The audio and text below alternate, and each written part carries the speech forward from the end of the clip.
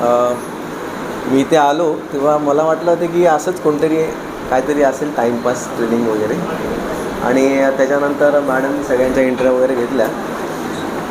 वाटलं नव्हतं की बाबा सरांना पण सुरुवातीला सर आले पटकन इथे, म्हटलं हे पण कोणतरी असतीलच त्या रँकमधले निवासी उद्योगच्या याच्यामधले कोणतरी अधिकारी असतील.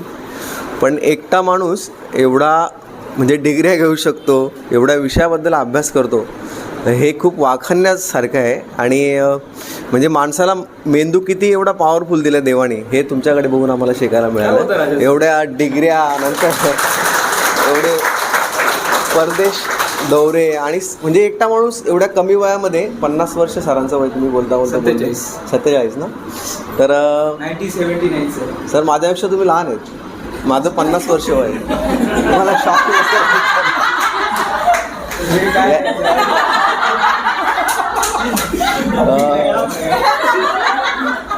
सॉरी.